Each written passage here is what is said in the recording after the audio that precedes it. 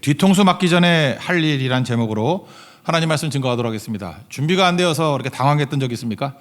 저는 맨날 두고 오는 것들 많았는데 뭐 자주는 아니지만 설교 본거 두고 왔을 때 제가 금년에도 한 번인가 돌아갔던 적이 있어요. 어제가 제일 힘들었던 일인데 우리 여전도에 그 야유회 가지 않았습니까? 그래서 곧장 가야 되는데 휴대폰을 두고 왔어요.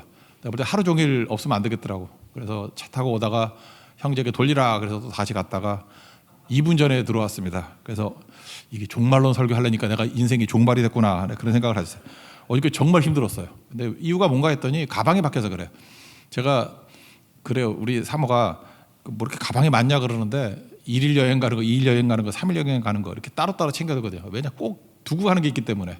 그래서 새벽에 나올 때도 가방이 맨날 똑같은데 이제 멀리 가야 되니까 배낭으로 메고 왔는데 옮겨 하다가 실수한 거죠. 변명이 길어졌는데 하여튼 그래요. 그래서 뒤통수 맞았습니다. 이렇게 체크하고 메모하고 해야 되는데 그게 좀처럼 잘 안 되는데 그런 일이 없는데 어제 또 그러더라고요. 참 깨어서 정신 차려야 되겠구나 이런 겁니다. 이거야 뭐 휴대폰 같은 게 문제가 안 되겠지만 우리 인생에 있어서 주님의 재림과 종말을 준비 안 한다 그러면 이건 진짜 뒤통수 엄청 얻어 터지는 거겠죠. 그러니까 준비 잘하고 살자. 이제 그게 메시지입니다. 6절 보니까 깨어 정신 차릴지어다. 차릴지라 이렇게 나오죠. 깨어서 정신 차리는 우리 준비된 종 되기를 원합니다. 저는 1, 2절을 보니까 사도 바울이 데살로니가 교인들을 참 잘 가르쳤다 이런 생각을 가져요. 때와 시기에 관하여는 더 쓸 게 없다. 그러니까 뭐 다 안다는 거 아니에요. 도둑같이 이룰 줄을 너희가 잘 알기 때문이다. 3주밖에 안 가르친 초신자인데 어쩜 이렇게 잘 알았을까? 여기 너무 부럽더라고요. 우리 교인들 뭐 이렇게 허구한다 가르쳐도 잘 모르는 거 있는데 3주 가르치고 어떻게 이렇게 잘 아나? 이 교인의 질이 다른가? IQ가 다른가? 그거 아닌 것 같고, 그죠? 우리 뭐 성경 통째로 암송하는 분도 있고 막 그러잖아요. 근데 그것도 아닌 것 같은데. 하여튼 1절, 2절 한번 읽어봅시다. 시작. 형제들아, 때와 시기에 관하여는 너에게 쓸 것이 없으면 우리 주의 날이 밤에 도둑같이 이를 줄을 너희 자신이 자세히 알기 때문이라. 제가 이거 물어붙였어요. 이게 왜 가능한가? 생각해 보니까 사도 바울은요, 그 데살로니가 교인들에게 재림의 때를 알려줄 때 날짜로 가르쳐 준 게 아니고 징조로 가르치기 때문에 그래요. 다시 말해서 날짜, 몇 월 며칠 이렇게 말한 게 아니라 범위로 말해줬기 때문에 그렇다라는 것입니다. 그래서 여기 보니까 임신한 여자 그러잖아요. 여러분 뭐 여자분들 이렇게 임신하고 아기 낳았던 분들 많이 계시잖아요. 10달이잖아요. 그럼 예정일이라는 게 있지 않습니까? 그럼 예를 들어서 금년 10월 15일이 예정일이다. 그러면 오늘이 5일이니까 열흘 남았죠. 그럼 예정일에 대충 났겠지. 근데 뭐 초사는 약간 늦게 나고 뭐 그러지 않나? 네, 그랬던 것 같은데. 그러면 이거 잘 못 맞춘다 그러면 어떻게 맞추면 돼요? 그냥 크게 잡아서 한 달 내려놔. 그럼 거의 맞죠? 11월 5일 전에 나올 거라고. 두 달 그러면 아마 병 날 걸. 그죠? 대충 한 달 내려놨고 언제 났습니까? 그러면 오늘도 가능하죠. 열흘 일찍 날 수 있잖아. 그죠? 오늘도 가능하죠. 그러니까 임신한 여자 이걸 말한다는 건 뭐예요? 이렇게 레인지, 이게 범위로 말하고 징조. 이제 배 나오고 뭐 있잖아요. 뭐 여자분들 알잖아요. 더 설명 안 해도 뭐 양수가 조금 나온다 그러나 뭐 열린다 그러고 나 다 잊어버려서 하도 오래돼 가지고 30년 넘어가지고 하여튼 뭐 그런 거 있잖아요. 그죠? 그런 게 징조 또는 어떤 레인지, 어떤 범위네. 그렇게 가르쳤으니까 너희들이 다 알고 있다 이렇게 말할 수 있다라는 것입니다. 또 무화과나무의 비율을 보라는 거잖아요. 가지가 연화해지고 잎사귀를 내면은 여름 가까운 줄 아는 거, 그게 징조죠. 딱 맞춰서 언제 잎사귀를 내고 언제 연화해지고 그런 거 없죠. 날짜가 아니라 범위로 얘기한다는 거예요. 그랬더니 문제가 없더라. 그래서 여기서 원칙 두 가지죠. 재림의 때는 언제든지 올 수 있다는 거죠. 언제든지. 오늘 당장 내일도 예수님 오실 수 있어요. 언제든지. 또 하나는 뭐예요? 반드시 오신다는 거죠. 레인지를 갖고 이렇게 준비하는 것이 중요하다. 이거 붙들어야 된다는 것입니다. 그럼 가짜들의 특징이 뭘까요? 가짜들, 미혹하는 자들, 이단의 특징은 뭐냐면 꼭 날짜에 매달리는 거예요. 날짜에 매달리는 거. 여기 보면 때와 시기 그랬는데 이것도 번역 뒤집어서 한 것 같아. 때와 시기. 그럼 딴 데는 때를 다 크로노스로 번역했는데 이 때와 시기가 여러분 잘 아는 시간에 대한 두 헬라어 단어예요. 이게 앞에 때가 크로노스야. 크로노스와 카이로스. 그러니까 크로노스는 뭐죠? 그냥 막 흘러가는 시간, 뭐 쓸데기 없는 시간 이런 걸 크로노스 그러고 카이로스는 뭐죠? 중요한 시간. 그러니까 아무 시간도 아닌데 뭐 내가 결혼하는 날 이거 중요하잖아요. 뭐 예수님 영접한 날 이거 중요하잖아요. 뭐 의미가 있는 날, 내가 그 남자와 그녀와 처음 만날 날 이런 거 중요하죠. 그런 걸 카이로스 그래요. 그죠? 크리티컬 타임, 중요한 의미가 있는 시간, 중요한 시간. 그리고 막 흘러가는 거. 그러면은 크로노스와 카이로스 그러면 시기와 때 이렇게 번역해야 되는데 여기 또 때와 시기 이렇게 번역을 했어. 하여튼 헷갈려. 하여튼 무슨 이게 관용구라고 생각하면 돼요. 그냥 어떤 날짜를 딱 잡는 게 아니라 어느 범위 내에 있는 거 이 정도로 생각하면 되는데 이단들은 그러니까 이단에 빠지지 않는 비결을 가르쳐 줄게요. 잠깐만 그러니까 날짜 얘기하고 뭐 이렇게 풀어준다 그러는 것들 보면 내가 방식 하나 예를 한번 들어볼게. 오늘부터 제가 이제 이단 교주라고 생각하고 한번 봐요. 샘플이 대표적인 샘플 중에 하나가 이제 안식교예요. 안식교에 윌리엄 밀러라고 있어요. 윌리엄 밀러 이게 창시자인데 안식교에서 또 흘러나온 게 여호와의 증인이야. 그래서 안식교와 여호와의 증인은 뿌리가 같아요. 예, 오늘 이단 세미나가 아니니까 윌리엄 밀러가 뭐라고 얘기하냐면 1843년에 예수님 오신다 이랬어요. 그래서 애들 옷 입혀가지고 다 올려버렸어요. 애들이란 게 교인들 데리고 다 올라가서 산에 올라갔어요. 안 오셨어요. 그랬더니 6개월 있다 오신다 그래가지고 10월 22일인가 또 온다 그랬는데 또 안 왔어요. 근데 지금 이 땅에 안식교인들이 있어요 없어요? 있잖아요 아직도. 그럼 이렇게 두 번이나 틀리고 그러면 이거 없어야 되는데 1843년에 틀렸는데 아직도 있어. 아직도. 그래서 그때 뭐라 그런지 알아요? 그 윌리엄 밀러가 왜 예수님 안 오셨냐 그랬더니 니네들이 준비가 안 돼서. 그러니까 이단이 쓰는 대표적인 게 있어요. 안 맞아요 하나도. 그러니까 하기 전까지는 안 맞고 하여튼 영업을 열심히 하다가 안 맞아요. 그러면 준비가 안 돼서. 이거 점쟁이의 전가의 보도 알죠? 뭐 이렇게 딱 인상 보고 때려 맞추는 거야, 그죠? 집 앞에 큰 느티나무가 있었지? 아니요. 그러면 있었으면 큰일 날 뻔했어. 이렇게 되는 거, 그죠? 뭐 이런 거. 그다음에 병 고친다 막 그러잖아요. 그러다가 죽어버려. 그럼 뭐라 그러지 않아요? 내가 거의 다 들어봤어. 믿음이 없어서 그래요. 그럼 뭐야, 그 아무것도 아니지. 그러니까 이런 식으로 이렇게 협박하다가 유혹하다가 나중엔 뒤집어 버리게 된다는 것입니다. 패턴 얘기해 줄게. 안식교의 패턴. 요거 하나만 알면 여러분들 나머지 이단들이요 지금 뭐 신천지니 뭐지 다 요거 응용한 거야. 응용. 그러니까 오리지널을 하나 보여줄게요. 얘네들이 중요하게 여기는 건 뭐냐 하면은 어떤 기점 하나를 중요하게 여겨요. 그러니까 포로에서 돌아왔다. 그게 BC 457년. 그러니까 안식교에서는 BC 457년을 되게 중요하게 여겨. BC 457년 포로 귀환. 그리고 얘네들의 시작은 요한계시록도 있지만 주로 다니엘서를 가지고 많이 얘기해요. 다니엘서 보면은요 8장 14절에 내가 이르되 2300주야까지니 그때 성소가 정결하게 되리라 하였느니라. 뭐 이런 식으로 얘기를 한다고요. 2300주야 그러니까 2300일이에요. 2300일을 또 딴 성경하고 연결해 가지고 하나님께 앞에서는 뭐 하루가 천년 같고 천년이 하루 같고 이런 거 있죠. 예, 요거를 갖다가 또 하루를 년으로 쳐. 그래가지고 하루는 1년이래. 그래서 2300년이라고 생각하는 거예요. 그래서 457년 그 다음에 2300년 이렇게 더하니까 1843년이 나오는 거예요. 그래서 안 맞는 거예요. 아시겠죠? 그러니까 이런 식으로 해석을 한다고. 또 하나가 이제 얘네들은 뭐 72일에 뭐 이런 거 되게 많아. 1회가 일주일 아니에요. 1회 72일에. 그래서 이것도 또 기점이 이거예요. 이걸 믿게 만드는 어떤 증거가 있어야 될 거 아니에요. 그래서 BC 457년 이때 포로 교환인데 거기서 72일회가 지나면은 예수님 오신다. 예수님의 초림이 맞았다라는 거예요. 그러니까 이걸 근거로 해서 재림도 맞는다. 72일회니까 77이 49, 490일이잖아요. 그걸 년으로 따지는 거야. 490년. 그러니까 457년 빼기 490년 하니까 AD 33년.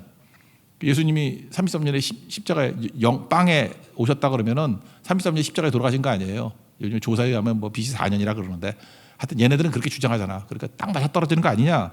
그래서 다니엘서 9장 24절을 보면 내 백성과 내 거룩한 성을 위하여 70일에 그러니까 70일의 기한으로 정하였나니 뭐 허물이 그치고 죄가 끝나고 죄악이 용서되고 영원한 의가 드러나고 환상과 예언이 응하며 지극히 거룩한 이가 기름 부음을 받으리라. 이게 예수님이라는 거예요. 그래서 이게 십자가라는 거예요. 그러니까 요걸 갖고 야, 딱 맞아 떨어졌지? 70일에 490년 지나고 난 다음 예수님이 AD 33년에 십자가에 죽으셨지? 요거 마찬가지로 8장 14절에 나오는 2300주야라고 나오는 걸 계산해 가지고 1843년 뭐 이렇게 맞추는 거예요. 몰라도 돼요. 이게 다 엉터리니까. 요거를 응용해서 모든 이단들을 보면 제가 한 20년 전에 이단 연구 열심히 했어. 기점만 바꾸는 거야. 얘네들은 포로로 돌아온 기점을 삼는데 뭐 어떤 이단은 어떤 기점 잡고 어떤 이단은 뭐 어떤 기점이 좀 바뀌어. 그리고 중요한 거 이거 하고 제가 최근에 있던 어떤 이단들 보니까 걔네들은 이미 69일에는 지났대. 이제 우리에게 딱 한 일에 남았대. 그 요한계시록에 나오는 뭐 3년만 뭐 환란이 있죠. 7년 대환란 그걸 쪼개가지고 이제 69일에는 역사에서 다 끝났고 이제 한 일에 남았다. 아마 신천지가 이런 거 주장할 것 같아요. 보니까 이게 그리고 뭐라고 얼마 안 남았다고. 그러니까 패턴이 다 똑같아요. 요거의 모든 틀을 만든 게 누구냐 하면 윌리엄 밀러. 그래서 혹시라도 여러분들 뭐 이제 교회를 위해서 좀 헌신하겠다 그래서 뭐 이단 연구를 하겠다 그러면 윌리엄 밀러부터 연구해야 돼. 모든 이론의 기초를 다 이 친구가 줬어요. 그리고 나머지 이제 잡단 이단들은 요걸 갖다가 이제 짜집게 해가지고 이렇게 짜 맞추는 거예요. 그러니까 이런 걸 보면서 느끼는 게 뭐죠? 야, 기묘하다, 대단하다 이렇게 느끼면 안 되고 이단이다 이렇게 느끼면 돼요. 그러니까 이단 나오면 맨날 뭐 1회 뭐 나올 거야. 71회가 어떻고 뭔 1회가 어떻고 1회 여호와 1회 아니에요. 여호와 1회 아니고 1회 뭐 이런 거만이 나오고 다니엘서 뭐 모를 거 잠깐 들먹이고 뭐 대단한 것 같지만 아무것도 아니에요. 밀러 얘기했던 것들이고 요걸 기초로 해가 요한계시록을 보는 거예요. 요한계시록 보면은 이거 뭐 구절 뭐 한 내가 봐도 다 따지고 한 15개밖에 안 돼. 그거 갖고 장난치는 거예요. 계속 장난치는 거니까. 근데 여러분들에게 지금 성경도 모르는 사람한테 이걸 가르쳐도 뭐해 내가. 그죠? 그러니까 이거 들은 사람만 속지 말아요. 그러니까 우리는 다 알 것도 없고 그냥 무슨 일에 막 이렇게 나오면 뛰어와. 제가 막 이래라 그런데요. 그러면 이단 그러면 되고. 그죠? 또 와서 뭐 다니엘서 7장 8장 뭐 자꾸 설명하고 뭐 어쩌고저쩌고 그러는데 뭐라 그럴까요? 그러면 들어오면 이단 그래. 그리고 혹시 궁금하면 설명해 줄게요. 그죠? 얘네들은 기점이 요걸 잡는 거야. 요걸 잡는 거야. 뭐 이렇게 해석하는 거야. 이거에서 벗어나지 않아요. 그래서 이단 연구요. 제가 뭐 한 2시간만 하면 그냥 끝나 그거. 왜냐 패턴이 똑같으니까. 이런 거라는 것입니다. 그러니까 특징이 뭐죠? 날짜예요. 날짜. 그러니까 날짜를 딱 짚고 나오는 건 다 가짜들. 우리나라도 뭐 시한부 종말은 얼마나 난리쳤습니까? 다 날짜죠. 근데 사도 바울이 데살로니가 교인들 3주밖에 전하지 않았는데 너희들에게 뭐 더 쓸 것도 없고 너희들은 다 알고 있느니라. 어떻게 이렇게 자신만만하게 얘기할 수 있어요? 이유가 징조로 접근했고 범위로 접근했기 때문에. 그죠? 그러니까 내용은 뭐예요? 말세는 예수님 초림부터 재림까지를 말세라 그러니까 언제든지 오실 수 있어요. 그리고 반드시 오셔요. 믿습니까? 이게 흔들리지 않는다는 내용이에요. 그러면 이제 다음 우리 대비죠. 어떻게 뒤통수 안 맞고 대비하고 살 것인가? 3가지 적용하겠습니다. 오늘 본문에 나온 거예요. 위기의식 갖고 살라. 2번째 일상에서 무장하고 살라. 현장에서 기다리지 말고 일하고 살라. 그러니까 데살로니가 교회에 이 3가지 말씀 주셨다는 것입니다. 이거 차례대로 한번 살펴봅시다. 첫째는 위기의식 가지고 살라는 것입니다. 3절 다 같이 읽겠습니다. 3절 시작. 그들이 평안하다 안전하다 할 그때 임신한 여자에게 해산의 고통이 이름과 같이 멸망이 갑자기 그들에게 이르리니 결코 피하지 못하리라. 평안하다 안전하다 이거 뭐예요? 위기의식이 없다 그런 뜻이죠. 영적 질병입니다. 어리석은 부자도 그랬잖아요. 뭐 잔뜩 벌어놓고 난 다음에 평안히 쉬고 먹고 마시자 즐거워하자. 위기의식이 없죠. 하나님 뭐라 그래요? 오늘 밤 내 영혼을 도로 찾으리니 내 준비한 것이 누구 것 되겠니? 그 위기의식 없으면 이 꼴 된다라는 것입니다. 영적 긴장이 없어요. 즐기자 놀자 그러면 안 되죠. 특별히 영적 긴장이 어느 때 사라지느냐? 젊을 때 사라져요. 막 체력이 막 넘쳐나고 막 그죠? 벽 3번 따다닥 하고 막 빙그러 돌아서 서고 막 이렇게 될 때는 겁날 게 없어. 그 영적 긴장이 사라져요. 자기 능력 믿고 살라 그래. 또 그렇게 좀 돈이 많으면요 또 영적 긴장이 좀 사라져. 돈으로 할 수 있는 게 너무 많거든. 그러니까 이 부자 멘탈리티가 생긴다고. 그죠? 그래서 평안히 쉬고 먹고 마시자 즐거워하자 이렇게 된다고. 또 호황일 때 뭐 이렇게 일이 잘 풀리잖아요. 호황일 때 불황 말고 그럴 때는 뭐 긴장이 다 사라져 버려. 특별히 조기 성공한 사람들이 있죠. 여러 가지로 뭐 사람들이 추앙받고 막 이러는 사람들. 그 긴장이 다 사라져요. 겉으로 볼 때 행복한 사람들 있죠. 되게 행복해 보이는 그 위험할 때입니다. 영적 긴장이 다 사라져 버린다고요. 그러면 이럴 때 특징이 뭐예요? 영적으로 무감각해져요. 마태복음 11장 17절 같은 데 보니까 피리를 불어도 춤추지 않고 슬피 울어도 가슴을 치지 않는다. 이게 뭐예요? 감각이 없다는 거죠. 이게 예배를 드려도 뭐 그럴 수 있죠. 뭐 매번 감동 못 받을 수 있지만 이게 뭐 1년 내내 한 번도 예배 감동이 없었고 뭐 찬양을 할 때도 눈물도 한 번 나질 않아. 그래서 이렇게 하품만 나. 하품도 좋죠. 하나님의 품 뭐 그런 거. 그건 좋은데 왜냐하면 우리 지금 우리 집사님 가정에 아이가 임신돼 있는데 태명이 하품이라고 그러더라고. 왜 하품이라고 그랬더니 하나님의 품이래. 너무 재밌죠. 예. 그래서 얘기하는 거예요. 어쨌든 하품만 나오면 안 되겠죠. 뭐 그런 게 꼭 필요하다는 것입니다. 그러면 이게 더 진행되면 어떻게 되냐? 방탕해지고 막 조롱하고 방탕해져요. 베드로서 3장 3절 보니까 말세에 조롱하는 자들이 나타난대요. 근데 이들의 조롱과 동시에 어떠지? 자기 정욕에 따라 행하며, 그러니까 조롱하면서 지 멋대로.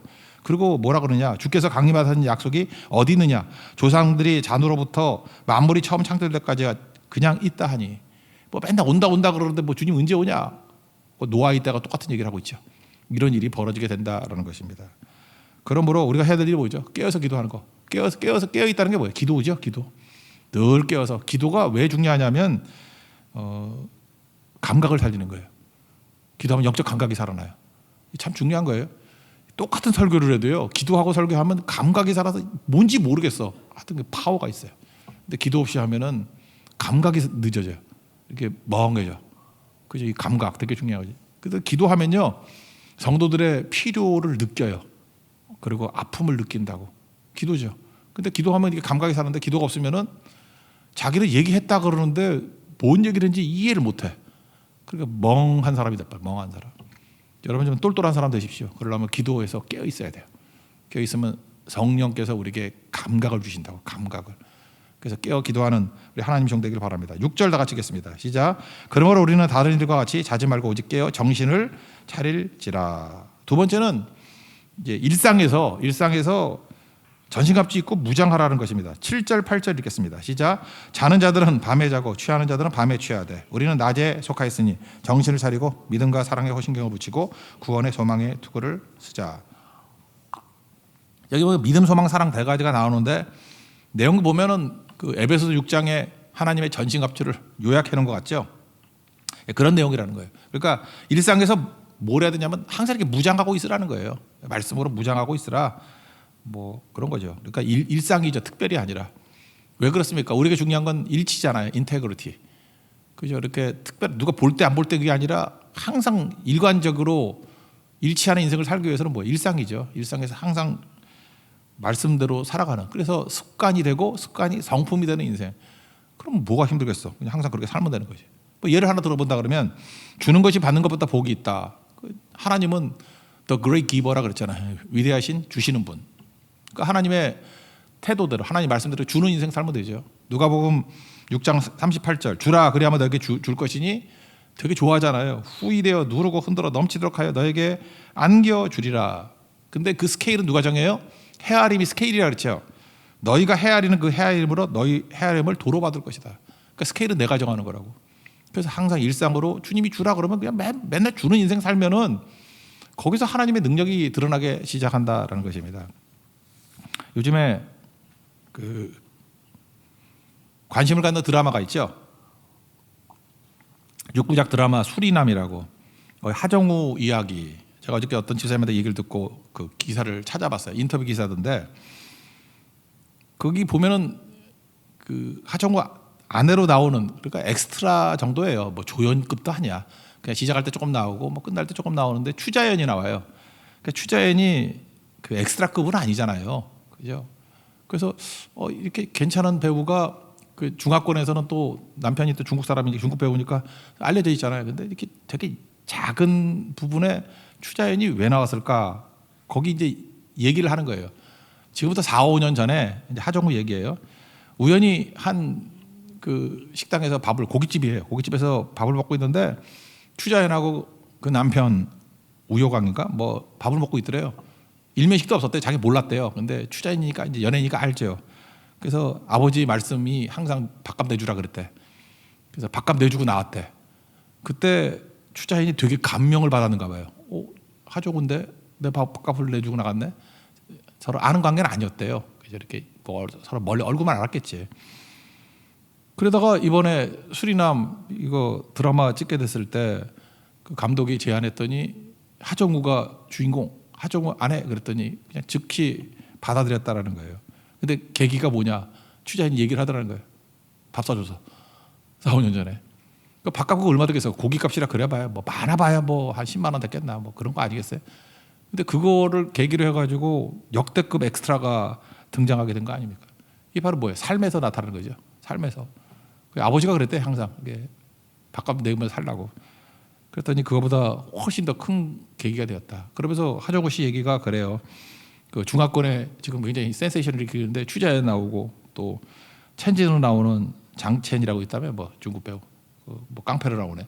뭐 그래서 관심을 갖겠다. 근데 둘 다 괜찮은 배우들인데 거의 엑스트라급으로 나와요. 조연급으로 나온다고. 근데 그 계기가 이런 삶 속에 배어 있는 일상에 배어 있는 어떤 순종이죠. 말씀도 마찬가지겠죠. 이런 것들이 꼭 중요하다는 것입니다. 그래서 여러분들 뭐 특별하게 의도를 가지고 뭐 하려고 그러지 말고 일상에서 하나님 말씀이 녹아 들어가 있을 때 이걸 무장이라고 하잖아요. 무장. 늘 무장하고 있으면 그 뒤통수 안 맞는 인생을 산다는 것입니다. 그러니까 신앙생활은 일상입니다. 절대 특별한 게 아니에요. 그래서 매일매일 새벽 기도 하시고 매일매일 순종하는 인생 살면 하나님께서 그를 사용해 주신다는 것입니다. 세 번째는 현장이에요. 기다리지 말고 그냥 일하라는 거예요. 이게 지금 재림 언제 된다 그래서 아까도 얘기했잖아요. 안식교 같이 윌리엄 밀러 같이 뭐 이렇게 기다리고 있고 이런 거 다 틀린 거라고.